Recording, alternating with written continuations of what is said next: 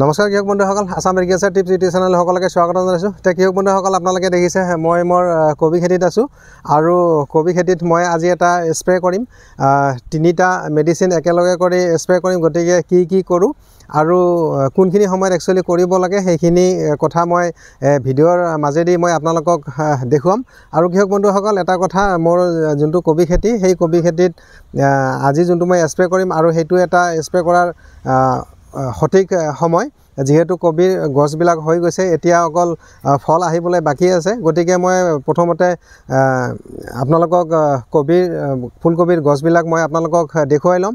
আৰু ইয়াৰ আগতে কৃষক বন্ধুসকল এটা কথা কৈ লওঁ, যদি আপোনালোকে নতুনকৈ মোৰ চেনেলৰ ভিডিঅ' চাই আছে, আপোনালোকে মোৰ ভিডিঅ'টো লাইক কৰিব আৰু চেনেলটো যদি এতিয়ালৈকে ছাবস্ক্ৰাইব কৰা নাই, আপোনালোকে এনেধৰণৰ খেতি বাতি সম্বন্ধীয় ভিডিঅ' পাই থকাৰ কাৰণে আপোনালোকে চেনেলটো ছাবস্ক্ৰাইব কৰি ৰাখিব। এতিয়া কৃষক বন্ধুসকল, আহক প্ৰথমতে মোৰ কবি খেতিৰ কবি গছবিলাক এবাৰ মই চাই লওক। তাৰপিছত মই আজি কি স্প্ৰে কৰোঁ, গতিকে সেইখিনি মই আপোনালোকক বিতংভাৱে জনাম আৰু বস্তুবিলাক মই আপোনালোকক দেখুৱাম। এতিয়া কৃষক বন্ধুসকল, চাওক, সেইবিলাক মোৰ কবিৰ গছ আৰু এই কবি খেতি মই আগত কেইটামান ভিডিঅ' বনাই আপোনালোকক দেখুৱাইছোঁ, ৰোপণৰ পৰা আৰম্ভ কৰি।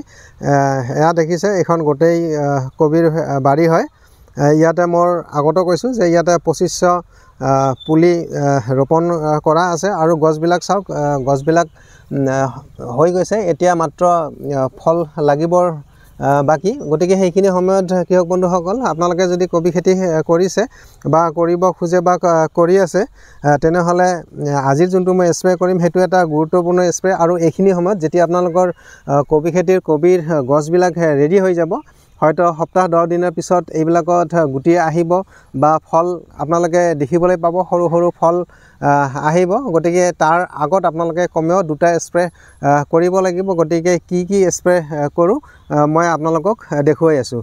এতিয়া কৃষক বন্ধুসকল, চাওক, গছবিলাক একেবাৰে সতেজ হৈ আছে, এনেকৈ চাওক।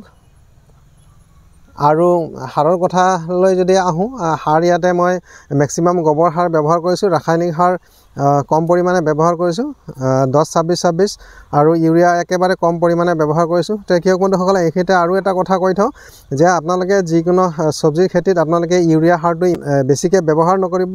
ব্যৱহাৰ কৰিলে কি হ'ব, বিশেষকৈ ফুলকবিৰ ক্ষেত্ৰত আপোনালোকৰ গছজোপা ভাল হ'ব, হয়তো একেবাৰে ডাঙৰ হ'ব, কিন্তু ফুলকবিৰ যোনটো গ্ৰ'থ হ'ব বা গুটি হ'ব, সেই গুটিটো সৰু হ'ব বা ছাইজত সৰু হ'ব আৰু ওজনো কম হ'ব। গতিকে আপোনালোকে পৰাপক্ষত ইউৰিয়া একেবাৰে কমকৈ ব্যৱহাৰ কৰিব। এতিয়া কৃষক বন্ধুসকল, দেখিছে এই কবি খেতিৰ মোৰ কবিৰ গছবিলাক একেবাৰে প্ৰতিটো গছেই একেবাৰে সতেজ হৈ আছে। মাজতে বেমাৰ লাগিছিল, মই সেইটো ভিডিঅ' বনাই আপলোড কৰিছিলোঁ আৰু কি স্প্ৰে কৰিব লাগে আৰু সেইখিনি মই আপোনালোকক দেখুৱাইছোঁ। যদি আপোনালোকে সেই ভিডিঅ'টো যদি চোৱা নাই, আপোনালোকে চাই লওক। বন্ধুসকল, এইখিনিতে এটা মই অনুৰোধ জনাম, আপোনালোকে মোৰ ভিডিঅ'বিলাক চাই, মই জানো বা গম পাওঁ, কিন্তু আপোনালোকে লাইক তেনেকৈ নকৰে। গতিকে ভিডিঅ'ৰ মাজতে আপোনালোকে যদি এটা লাইক কৰে মই ভাল পাম। গতিকে আপোনালোকে ভিডিঅ' চোৱাৰ মাজতে আপোনালোকে লাইক এটা কৰি দিব, এইখিনি মই আপোনালোকৰ ওচৰত অনুৰোধ জনাইছোঁ।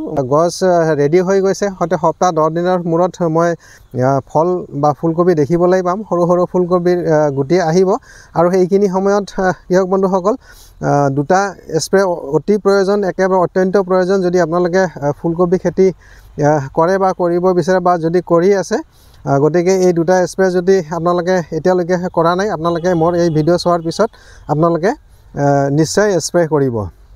এতিয়া কৃষক বন্ধুসকল, মই কি স্প্ৰে কৰিম মই আপোনালোকক দেখুৱাই আছোঁ, আপোনালোকে এবাৰ চাই লওক। আকৌ এবাৰ দেখাই লৈছোঁ পূৰা বাৰীখনে, এইবিলাক চাওক, একেবাৰে গ্ৰ'থ ধুনীয়া। ইয়াতে 2500 গছ আছে, মই আগতো ক'লোঁ।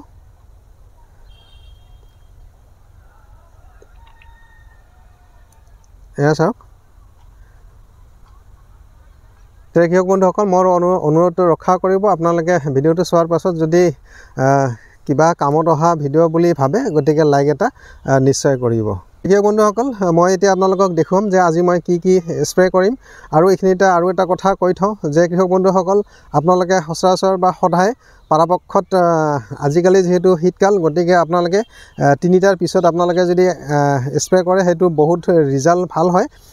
গতিকে আপোনালোকে পুৱাৰ ভাগত তেনেকৈ নকৰিব। পুৱাৰ ভাগত যিহেতু কুঁৱলী লাগি থাকে, গতিকে আপোনাৰ হয়তো ঔষধৰ অপচয় হয়।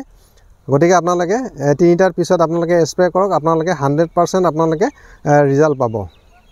কৃষক বন্ধুসকল, আপোনালোকে চাওক মই কি আজি স্প্ৰে কৰিম। কৃষক বন্ধুসকল চাওক, প্ৰথমতে এইটো মই দেখাইছোঁ বৰণ গ'ল্ড। এইটো বৰণ 20%। নিশ্চয় আপোনালোকে দেখিছে ইয়াতে 20% বৰণ আছে এইটো স্প্ৰেৰ কাৰণে। আৰু কৃষক বন্ধুসকল এইটো নিশ্চয় দেখিছে মাজৰটো ট্ৰেচেল। এইটো এটা মাইক্ৰ'নিউট্ৰেণ্ট। ইয়াতে আপোনালোকে হয়তো চাব পাৰিছে, ইয়াতে চাওক মাইক্ৰ'নিউট্ৰেণ্ট বুলি লিখা আছে, মাইক্ৰ'নিউট্ৰেণ্ট ফাৰ্টিলাইজাৰ। আৰু কৃষক বন্ধুসকল এইটো হৈছে অল ইন গ'ল্ড ছুপাৰ। এইটো এটা বায়' প্ৰডাক্ট হয় আৰু এইটো হৈছে এটা PGR, যোনটো গছজোপাৰ গ্ৰ'থ যোনটো হয় সেই গ্ৰ'থটো মেইনটেইন কৰে আৰু গ্ৰ'থটো বহুত বঢ়িয়া কৰিব, গছজোপা দেখাত চিকচিকা কৰিব, ধুনীয়া কৰিব। আৰু কৃষক বন্ধুসকল গছজোপা যদি ভাল হয় আৰু যদি আপোনাৰ এই ভিটামিন যদি থাকে আৰু ইয়াৰ লগতে সেই বৰণৰ কামটো হৈছে, এতিয়া যিহেতু ফুলকবিত গুটি আহিব, হয়তো মই ক'লোৱে যে হয়তো সপ্তাহ 10 দিন পিছত গুটি দেখিবলৈ পোৱা যাব। গতিকে এই বৰণৰ কামটো হৈছে যে আপোনাৰ যোনটো ফুলকবি হ'ব, ফুলকবিটোৰ গ্লেজ ভাল হ'ব, দেখাত ধুনীয়া হ'ব আৰু ওজন হ'ব। আৰু যোনটো ফুলকবিৰ কাৰ্ড হ'ব, এই কাৰ্ডটো বহুত টাইট হ'ব। টাইট হোৱা মানে ওজন বেছি হোৱা। গতিকে আপোনালোকে ওজনৰ ক্ষেত্ৰত আপোনালোকে লাভৱান হ'ব যদি এই বৰণ 20 আপোনালোকে স্প্ৰে কৰে। এতিয়া কৃষক বন্ধুসকল এতিয়া কোনটো মই কি পৰিমাণে স্প্ৰে কৰিম মই এইখিনিতে আপোনালোকক কৈ থওঁ। এয়া চাওক, এইটো মোৰ স্প্ৰে টেংক হয়। ইয়াতে 16 লিটাৰ স্প্ৰে টেংক আৰু ইয়াতে মই অলপমান পানী লৈ লৈছোঁ। এতিয়া কৃষক বন্ধুসকল পৰিমাণখিনি মই কৈ দিছোঁ।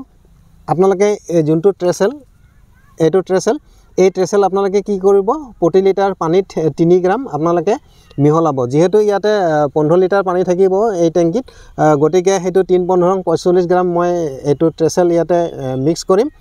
আৰু কৃষক বন্ধুসকল এই ট্ৰেচেল আচলতে পানীৰ লগত মিহলি হওঁতে অলপ টাইম লাগে। গতিকে পৰাপক্ষত আপোনালোকে 15 বা 20 মিনিট আগত আপোনালোকে পানীত তিয়াই ৰাখিব, তাৰপিছত সেইটো স্প্ৰে কৰাৰ কাৰণে উপযোগী হৈ পৰিব। তাৰপিছত কৃষক বন্ধুসকল এইটো বৰণ 20, এয়া দেখিছে বৰণ 20। এই বৰণ 20 কি কৰিম মই, প্ৰতি লিটাৰ পানীত 2 গ্ৰাম। গতিকে পৰিমাণটো আকৌ মনত ৰাখিব আপোনালোকে। এই ট্ৰেচেল যোনটো এইটো মই দিম 3 গ্ৰাম প্ৰতি লিটাৰ পানীত, আৰু বৰণ দিম প্ৰতি লিটাৰ পানীত 2 গ্ৰাম। আৰু এই যোনটো PGR all in gold super, এইটো দিম মই 3 ml প্ৰতি লিটাৰ পানীত 3 ml।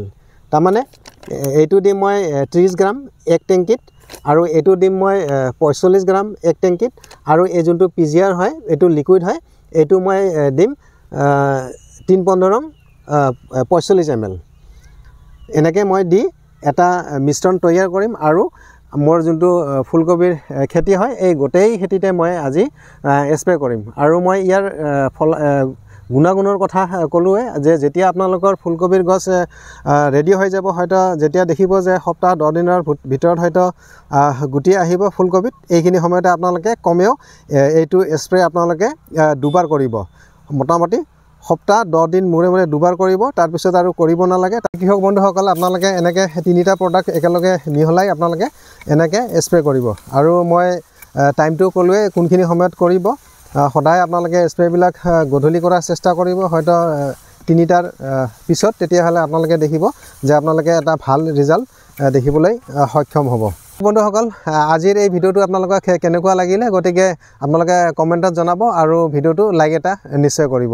আৰু যদি কোনোবাই নতুনকৈ মোৰ ভিডিঅ'টো চাই আছে, আপোনালোকে মোৰ চেনেলটো আপোনালোকে ছাবস্ক্ৰাইব কৰি ৰাখিব। কৃষক বন্ধুসকল ভিডিঅ'টো আজিলৈ ইমানেই। ধন্যবাদ।